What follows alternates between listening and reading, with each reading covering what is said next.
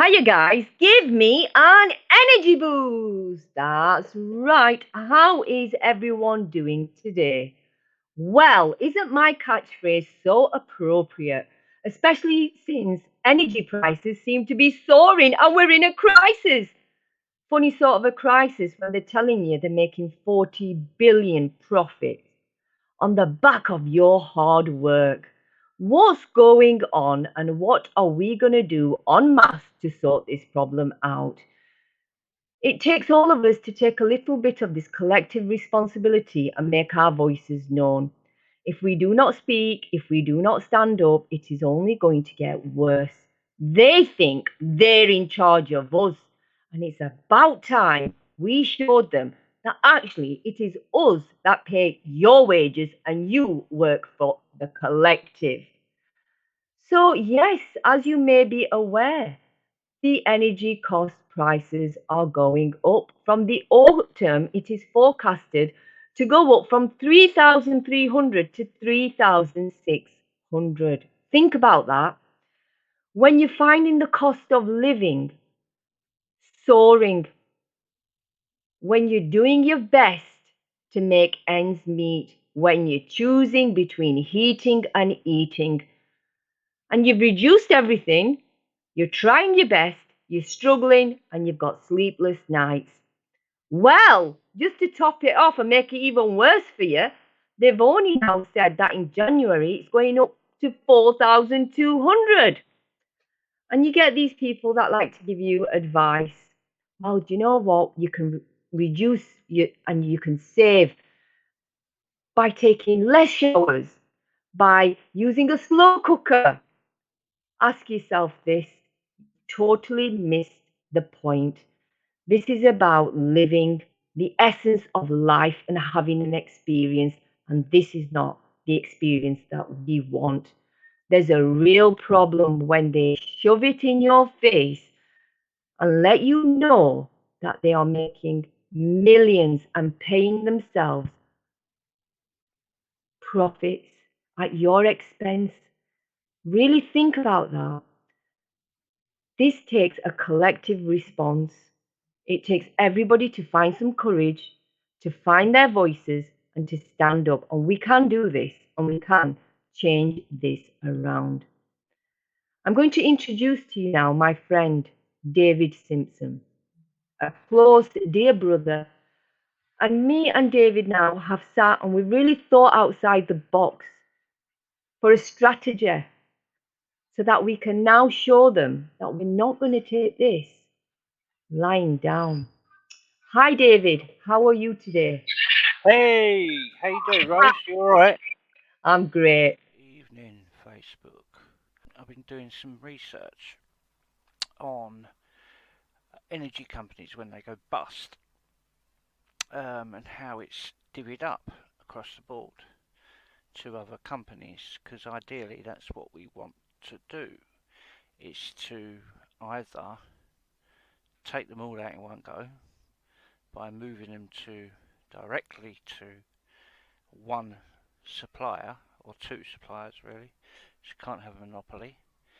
Um, and how it works, which is very interesting. This is Ofcom's main website, and if your supply goes bust, take the meter reading, sit tight, and don't switch. Now, I was thinking, why not switch?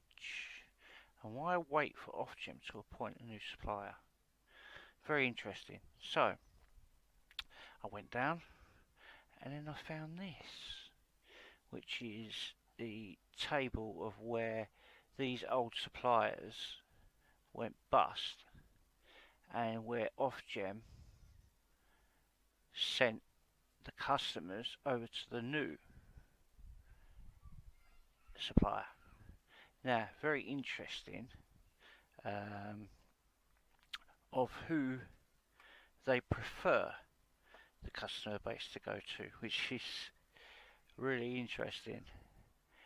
Number one was top of the list, British Gas.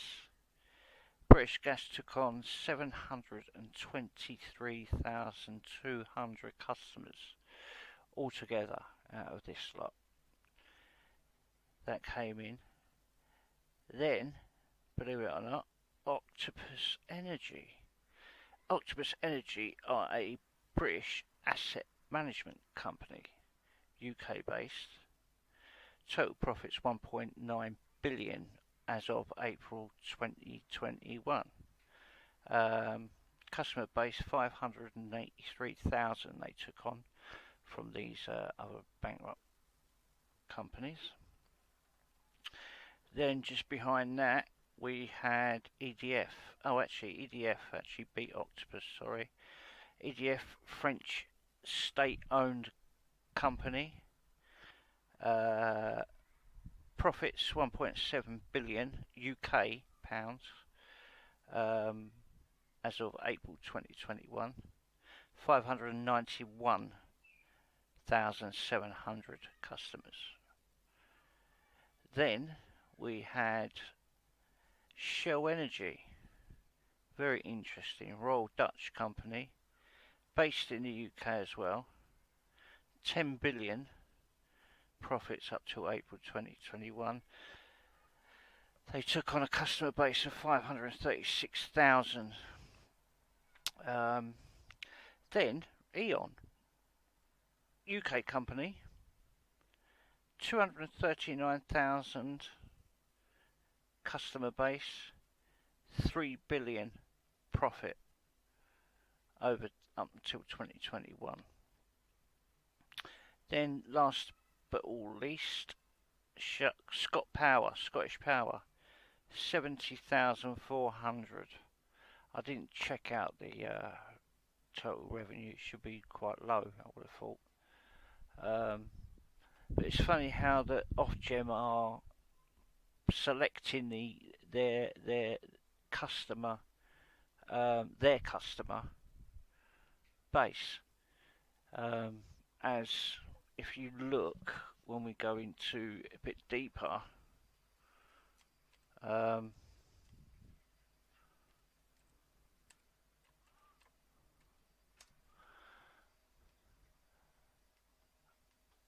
Ofgem market, Ofgem supporting gas electric markets. Non-ministerial government department overview. So who runs them? Canary Wharf. Annual budget. Parliament approved through the main estimate of gross resource budgeting. Just under 90 million. So we have the Secretary of State, Business and Energy.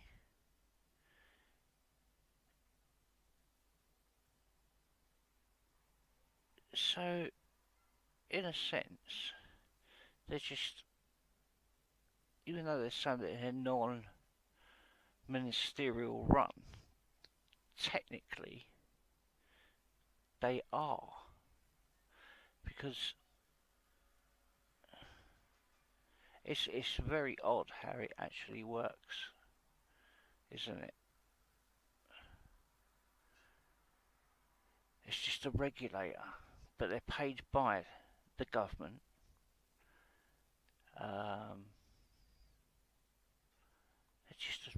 It's very, very unusual. I know they're classed as a quango, but you know, let's have a look in a little Wikipedia bit here.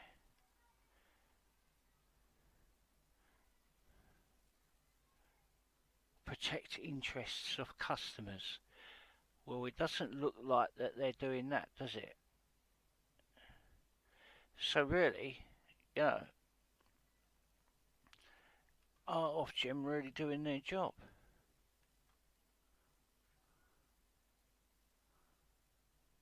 And privatisation of energy markets, market factor, yeah, we know.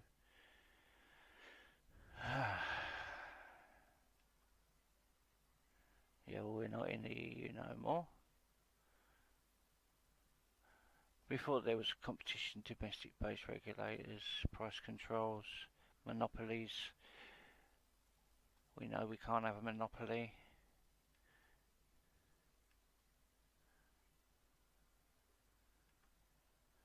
it looks like basically Ofgem are the ones that, yeah, that are you know, at fault with allowing these energy companies to make vast amounts of profits.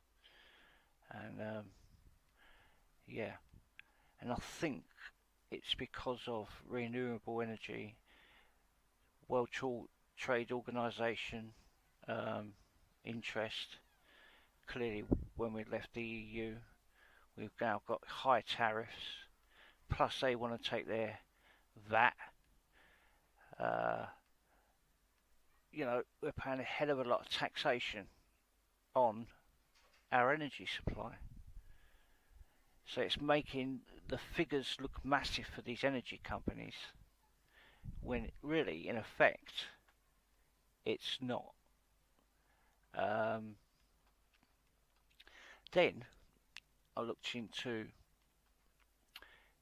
obviously who these companies are.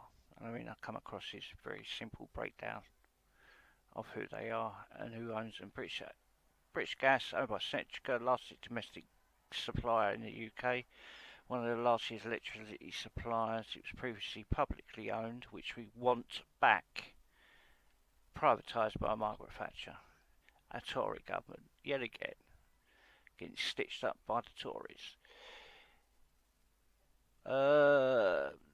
That figure there is just well under, well below what the actual true figures are. That is a load of rubbish. They're trying to hide the facts. EDF, they're actually state-owned. Very interesting. Owned by the French state, operating in a privatised UK energy market. That's why they're slaughtering us. They're giving 4% increase over there. So in theory, we are propping up the French government energy and the French people in Europe. That's part of the Brexit. Clearly, Brexit has affected this. Profits, like I said, I went through. EDF's profits was up to April 1.7 billion, around that. So yeah, that's well underinflated. UK energy supplier E.ON, owned by Germany, first formed in '89, wholly owned by the UK government before being privatised in the 1990s. Yet again, privatised. E.ON was also Npower. We know all about Npower. German, again. Profits, that's saying 3.93 billion. I've got around 3 billion, so that's, we're getting more on the ball there. Scottish Power, Scotland's energy supply. Oh, that's funny how they get the less of the pie, isn't it, really? Wonder why. They don't want to make Scotland money. Clearly, they want to keep them down. Doesn't make a hell of a lot of profit either. It's not even worth mentioning by the looks of it. SSE, OVO, based in Bristol. OVO. Who owns OVO? Very interesting. Never looked yet. I didn't even look at SSE when I actually done it out. Let's have a look.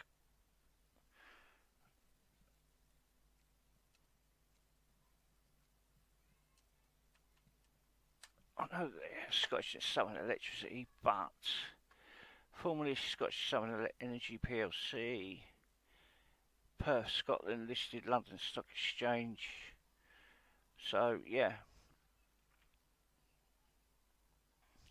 they own quite a large sum of the energy market as well,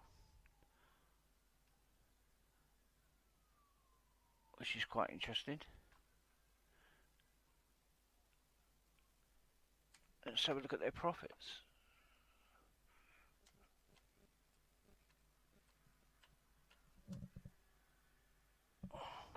Let's have a look this year, if they got it. Reported 23% jump in annual profit. There you go. Earnings rights plan 24 billion. So Interesting. They're making a hell of a lot of money. And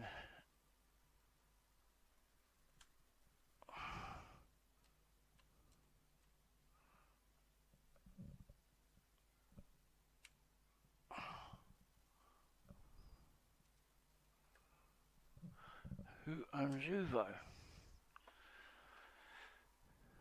Based in Bristol, founded by Fitzpatrick, buying properties throughout the UK. There we go. So, UK company. Interesting. That's why they got the big chunk. They have a massive chunk of the energy market as well. They're just under British Gas. So, it looks like the British Gas NSSE would be the favourites to bring back into nationalisation. Personally, that's the way I'm looking at it. Or EDF and kick the French up the arse and buy them out, which will be even better. I mean, ideally, these companies are all based in the UK. Some are owned, obviously, offshore. Royal Dutch, Germany. Then we've got our own British ones. Shell Energy. I mean, Shell Energy's, yeah, they're Royal Dutch. So, very interesting stuff. But regarding this don't pay business, I mean, let's say, what's this don't pay UK, is it, I think? Interesting. Don't pay UK. Campaign. It's more than 100,000 people that don't want to pay for their gas. And personally, it's saying here persuading people to break the law. Well, there isn't actually no law about not paying your energy bills. It's a private matter between you and a company, not legislation or any kind of legal requirement. Clearly, you'll end up getting CCJs and whatnot against you if you don't pay. But paying something is better than nothing at all. And personally, I don't think that they're actually telling you not to pay your energy bills. I think what they're trying to say is cancel your direct debits and pay monthly as you go. It causes uncertainty within the share market and within the company. They're not, they're worried then about, whether you're going to move or not and switch. And the fact is, if you switch, it will harm their sharehold.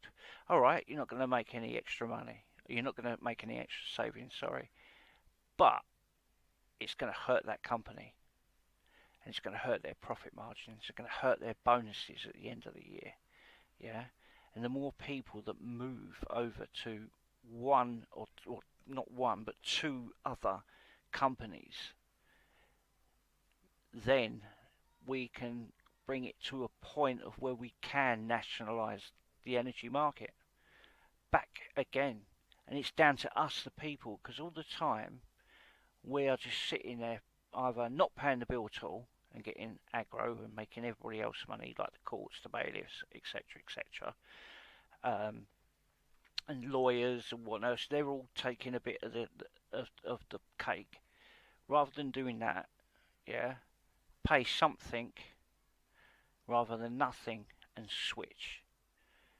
And then eventually, the faster, the quicker we get these people, we get everybody to do this, is then we can do something constructive and affect a hell of a lot of stuff. A hell of a lot of stuff. It will affect the system, the market, the banks, everything. I mean, you know how the stock market works. It's all on futures. It's all on future, you know, how a company's going to react to certain events and certain things. And cancelling your direct debit just causes massive uncertainty within the system, and they don't want that. And the banks don't want that. And not being funny, not paying your bill, okay. You don't pay your bill, you get a CCJ, or you get, it all goes, affects your credit. It might, you might not even be able to get credit, but at the end of the day, the more people that it affects, the more it's going to affect well, not only the government in revenue, but the taxation revenue, but it's going to affect the banks in the sense of lending. The more people they give a CCJ to, the less likely someone's going to get a mortgage. The less likely someone's to be able to sell their property because there's people that can't get mortgages to buy it. Do you know what I mean? They need to, these banks and that rely on money moving around and rely on people borrowing. That's how they make their money. So, what they're going to do, cut their nose off to spite their face? I don't know. If there's enough of us, we can force this to happen. And it shows that it's people power that can do this. And, yeah, we do. We need to do this. Because otherwise, we are going to be in shite street. Because they're just going to take the mickey more and more and more. And it's not only the energy companies, it's the retail markets in general, food, shopping centres, supermarkets. They're all going to want a slice of the cake, and the more of us that say no more, the more we can get things done. I think they've forgotten their position. We run it, not them. And I think they have forgot their position. It's the same as MPs and the government. They work for us, not the other way around. And I think they should be having a pay cut. Personally, they should be seen to be doing things, and they're not at all. And instead of, okay, it's handy giving extra money out, yeah, fine. It's handy giving extra money out, but that money is going directly to the energy company. So, it's a win-win on their part. Do you know what I mean? Because the extra money you're going to get is not going to help you anymore at all. Because it will just go straight to the energy company. Okay, it helps towards that, but they're still making their profit. Do you know what I mean? They need to have them amounts dropped. Their prices need to go down, and we need to have extra cash to be able to support ourselves. I mean, people out there are spending their entire disability money that's there to help them, to be able to live on energy bills. That's not there for that. That's there to help them live and look after their illness. This is wrong, all of it. And it needs to be changed, people. And we need you and everybody else that's out there to be able to do this. And just let me know in the comment section below what you think. And I'll speak to you soon. Take care, guys. Love you all. Bye. And that's how we're leaving it, guys. We are leaving it there. And please, you know what to do. Let's switch. Let's change this game. You are game changers. The system itself needs to change for the betterment of all with equality for everybody. We can do this when we stand together. Take care.